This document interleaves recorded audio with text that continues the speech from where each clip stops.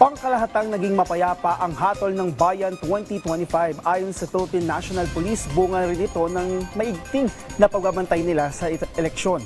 Si Ryan Lisiges sa detalye.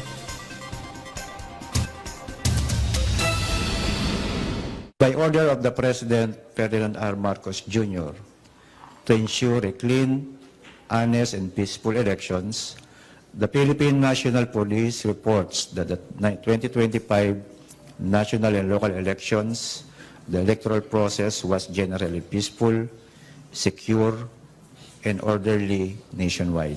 Itinuturing pa rin ng Philippine National Police o PNP na tagumpay ang kanilang ginawang pagbabantay sa hatol ng Bayan 2025.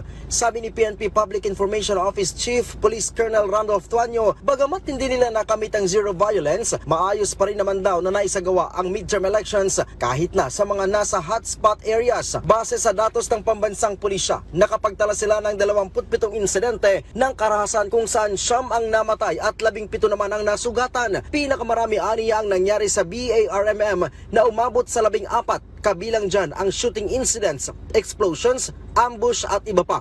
Sa naturang mga insidente, 5 din ang naitalang namatay at 4 ang nasugatan. 2 din ang naitalang patay mula sa Negros Island region, habang tig-isa naman ang naitalang patay mula sa PRO 11 at PRO 9, kusa nang sumuko ang isa sa 3 sospek sa pamamaril sa Silay City, Negros Island region. Naisailalim na ito sa inquest proceedings at inihahanda na ang mga kasong murder at multiple frustrated homicide laban sa suspect na kinilalang si Barangay Captain Arnie Benedicto.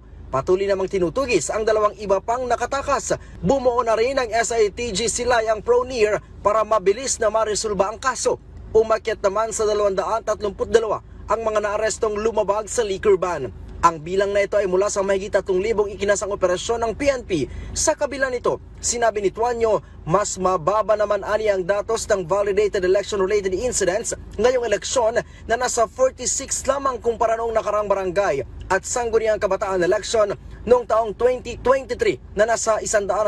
Ayon pa kay Tuanyo na mas payapa pa ang hatol ng Bayan 2025 kung ikukumpara sa mga nagdaang halalan. Nonetheless, these incidents were isolated, and no failure or postponement of elections was recorded anywhere in the country. Ulitin ko po, no postponement of elections in any part of the country. This marks a complete success in preserving public order and upholding the democratic process. Tinitiyak din ng PNP na masasampahan ng kaso ang mga sospek kabilang ang mga nahuli sa vote buying, money at liquor ban. Tapos na ang pagpili ng mga susunod na leader ng bansa, pero mananatili pa rin daw sa full alert status ang buong hanin ng pambansang pulisya habang nagpapatuloy ang canvassing ng mga boto hanggang sa tuluyan ng maiproklama ang mga nanalo. Mula dito sa Campo Crame, Ryan Lisiges para sa Pambansang TV sa Bagong Pilipinas.